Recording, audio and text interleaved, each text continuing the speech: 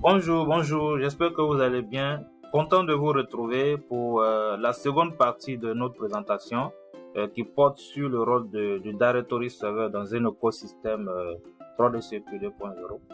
Donc, la dernière fois, nous avons arrêté sur le rôle du Directory Server, d'accord? C'est vrai qu'on l'a déjà vu dans le schéma précédent. On va juste faire un point et continuer par la suite de la présentation. Et si vous restez jusqu'à la fin, vous allez voir qu'on va essayer un peu de mélanger quelques notions pratiques qui vont intéresser vraiment les chefs de projet, et également les ingénieurs support qui assistent couramment en fait les banques sur ce type de produit-là, d'accord? Donc, ce qu'on avait dit la dernière fois, c'était que en fait, comment est-ce que se présentait le flux. Donc, le marchand via son serveur, d'accord, 3DCQ soumettait en fait une requête au Directory Server, et le Directory Server reçoit en fait la demande et l'achemine à l'ACS de l'émetteur, d'accord.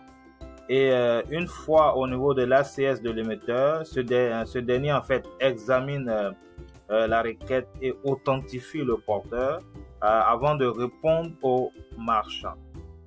D'accord, bien évidemment en passant par le Directory Server qui répond ensuite, qui fait un feedback au marchand. D'accord. Donc, comme on a pu le noter, le Directory Server à ce niveau joue le rôle ici d'intermédiaire entre, on va dire, le domaine du marchand, de l'acquéreur et de l'émetteur. D'accord. Donc, comme on peut le voir dans cette figure-là de Visa, d'accord, donc les trois domaines sont clairement identifiés ici. Donc, on a le domaine du marchand et de l'acquéreur qu'on a ici, et le domaine du réseau qui est là, et on a le domaine de l'émetteur, d'accord? Le domaine du réseau, comme on l'a dit, hein, c'est à ce niveau que le Directory Server se situe.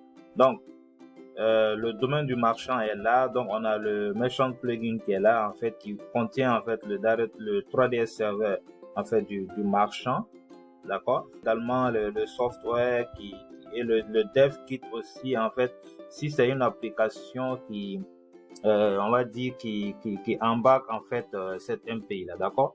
Donc une fois que la requête est soumise au Directory Server, le Directory Server voilà, comme on l'a dit, hein, passe la main à l'ACS. Après, l'ACS fait les vérifications, l'authentifie le porteur, revient ici à ce niveau. Une fois que le feedback est fait au marchand, le marchand en ce moment va apprêter en fait la requête, la soumettre à l'acquéreur, et l'acquéreur va préparer la demande d'autorisation, d'accord, et l'envoyer à l'émetteur. Et l'émetteur en fait va faire ses vérifications, les vérifications requises, et en fait répondre à la demande d'autorisation à l'acquéreur.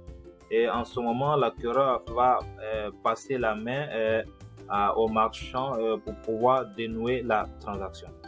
Donc, c'est un peu comme ça que se présente le flux. D'accord? Maintenant, je vais vous donner quelques prérequis pour l'implémentation du Directory Server dans un environnement Visa. D'accord? Mais c'est pratiquement quasiment la même chose hein, pour tous les réseaux. Hein. Si on prend le réseau Mastercard, c'est pratiquement la même configuration qu'on pourrait avoir. Donc là, pour les prérequis concernant le domaine du marchand de l'acquéreur, afin de pouvoir se connecter au Directory Server, qu'est-ce qu'il faut? Il faut en fait un serveur 3DS pouvant se connecter au Directory Server, d'accord? Il faut également un SDK, un composant SDK ou 3DS pour pouvoir se connecter au Directory Server.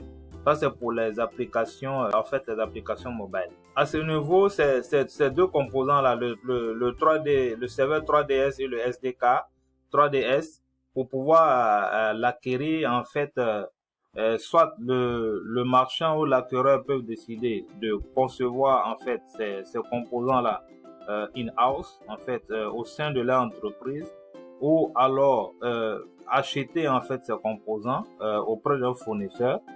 Ou alors, troisième option, en fait, opter pour une solution hébergée. D'accord? Donc, en fonction de ces différentes ces différentes options, on a des exigences également qui doivent être respectées. Si c'est par exemple, on va dire la conception in-house, qu'est-ce qui va se passer? En fait, il faudra en ce moment respecter les exigences 3DS EMVCO, d'accord? Et les exigences 3DS Visa, et également des exigences de certificat numérique. Pour les exigences 3DS EMVCO, EMVCO en fait va émettre un numéro EMVCO, d'accord, plus une lettre d'approbation. Après avoir bien évidemment réussi au test EMVCO 3DS, d'accord? Pour les exigences 3DS Visa, il s'agit en fait de faire des tests de conformité 3DS Visa. Et si en fait les résultats sont concluants en ce moment, Visa en fait délivre une lettre d'approbation et ajoute en fait la solution à la liste des produits approuvés Visa, d'accord? Par rapport aux exigences de certificats numériques, donc il faut déjà obtenir et installer des certificats numériques afin que le serveur 3DS puisse se connecter au directory server de Visa, d'accord? Maintenant, pour les exigences liées à l'achat ou à l'utilisation d'un produit déjà conçu, il faut deux exigences. Les exigences 3DS de Visa, c'est-à-dire obtenir une lettre d'approbation plus un numéro de référence EMVCO de l'acheteur et avoir une lettre d'approbation 3DS Visa après les tests de conformité. Et également les exigences avoir obtenu en fait des certificats numériques, d'accord? Il s'agit de la solution hébergée. Il faut bien évidemment conformer aux exigences 3DS EMVCO et Visa, d'accord, et également les exigences d'enregistrement du serveur qui va héberger la solution. Donc le marchand acquéreur doit s'assurer que son serveur 3DS a bel et bien un ID entreprise, d'accord, et bien évidemment sur le site third party agent programme de Visa, d'accord, et également obtenir et installer des certificats afin que le serveur 3DS puisse se connecter au directory server de Visa, d'accord? Il y a d'autres exigences également de façon générale qu'il faut respecter, c'est-à-dire en fait le marchand, il faudra inscrire, l'acquéreur en fait doit inscrire le marchand au programme 3D Secure et les assister en fait dans l'implémentation, d'accord? Doit veiller également à ce que en fait les marchands respectent les exigences internationales d'exploitation de Visa et mentionner en fait cela dans les merchant agreements, dans les accords commerciaux.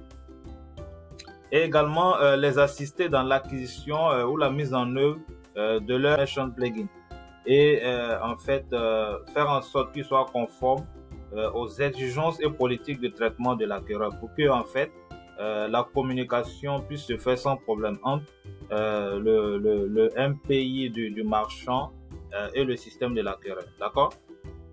Faire également des tests d'intégration de produits, bien évidemment, ok? Et également les champs en fait requis au niveau de l'acquéreur. Grosso modo, en fait, ce qu'il faut retenir, l'acquéreur doit pouvoir intégrer, doit pouvoir traiter dans ses flux le champ 126.9, en fait le CAV data, les données du CAVV, d'accord? Il doit pouvoir également traiter le champ 44.13 qui est le résultat en fait de la vérification de l'authentification du porteur, d'accord? Il doit également pouvoir traiter le champ 60.8 qui est l'ECI, Electronic Commerce Indicator, en fait qui est généré en fait par l'ACS après l'authentification et l'envoi en fait au marchand, d'accord? Donc le marchand en envoyant la demande d'autorisation à l'acquéreur doit en fait inclure cette donnée là, d'accord? Donc ce sont ces données en fait que l'acquéreur doit pouvoir traiter, doit pouvoir acheminer dans la demande d'autorisation. Bon, en guise de rappel, d'accord, au niveau pour les CAVV résultats, donc le 44.13, donc voici les différentes valeurs qu'on pourrait avoir, d'accord. Donc, si on a 1, c'est CAVV verification failed, la vérification du CAVV a échoué. D'accord. 2, c'est la vérification du CAVV est passée avec succès. D'accord. Quand c'est B, c'est un produit qui n'est pas qualifié pour faire du 3D, de vérifier la visa 3D feature. D'accord. Et quand c'est 3, c'est la vérification, c'est un attempt. En fait, ça veut dire que l'ACS n'était pas disponible, ou bien l'ACS pour une raison quelconque n'a pas pu authentifier le porteur. Donc en ce moment, c'est le serveur d'attempt, qui prend le relais et qui essaie en fait d'authentifier le porteur. Et s'il arrive à le faire, la valeur qui sera retournée, c'est 3. 4, c'est que lui également, il n'a pas pu en fait faire la vérification. Donc ainsi de suite. Voilà, donc ce sont ces différentes valeurs qui sont là. Et également, il y a un autre paramètre très important, comme on l'a dit ici, l'ECI, d'accord? L'ECI donne un statut de l'authentification et quelques paramètres de sécurité. Donc, les valeurs de l'ECI, si c'est 0,5, ça veut dire que le porteur a été authentifié avec succès, d'accord? Si c'est 0,6, ça veut dire en fait que il y a eu tentative en fait d'authentification du porteur malgré que en fait l'ACS de l'émetteur en fait n'était pas disponible. Si c'est 0,7, ça veut dire que la transaction n'était pas une transaction authentifiée. D'accord?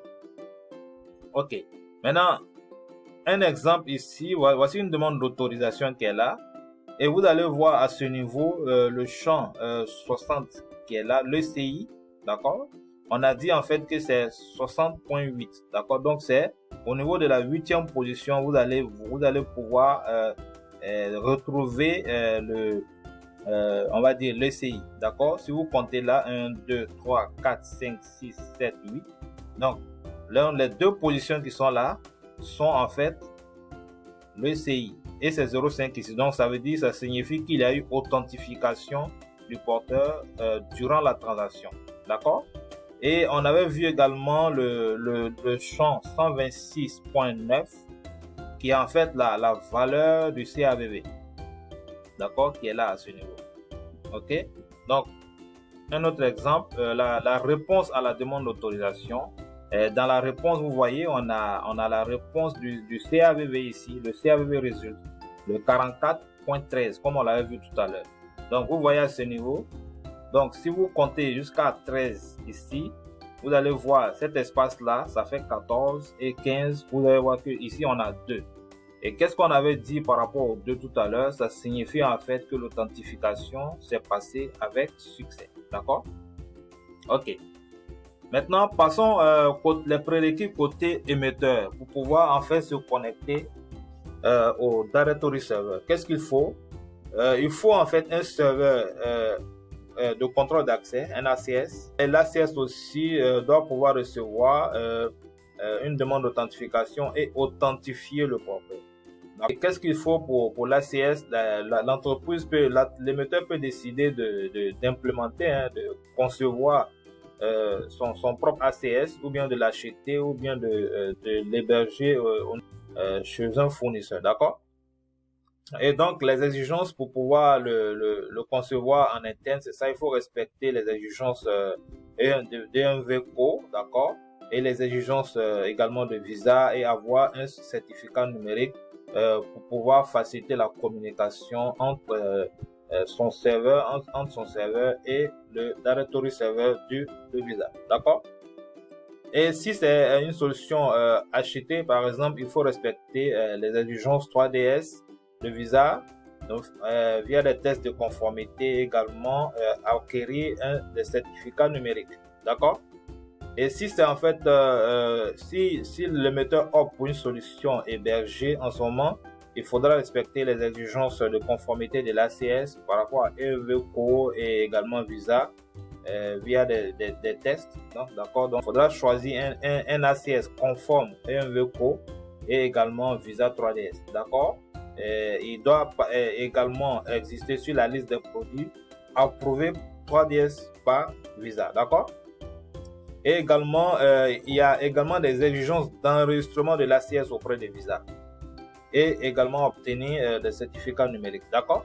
En plus de ça, de façon globale, de façon générale, bon, il y a pas mal d'éléments qu'il faut intégrer. J'essaie ici en fait de vous résumer pour que vous ayez vraiment une visibilité sur en fait ce type de projet-là. D'accord? Donc, l'émetteur doit également s'assurer qu'il est apte à recevoir et à envoyer des messages V-by-V, 3D Secure et aussi assurer la compensation et le règlement de ces transactions. D'accord? L'émetteur doit également faire des tests avec Visa, d'accord, pour s'assurer que VisaNet répond bien à ces requêtes. Généralement, cela, bon, il faut faire un projet, il faut ouvrir un slot avec Visa en remplissant les CIQ, d'accord? Donc, le CIQ, c'est quoi? C'est le Client Information Questionnaire, d'accord? Ce sont des questionnaires qui sont remplis pour pouvoir ouvrir un slot avec Visa, d'accord? Ensuite, il faudrait également que l'émetteur puisse traiter certains champs, d'accord? Le CAV résulte le 43.13 doit pouvoir le traiter. Il doit pouvoir traiter l'ECI de façon optionnelle. Voilà, et c'est lui en fait qui va dire en fait dans le CIQ s'il pourra s'il veut en fait recevoir par exemple l'ECI.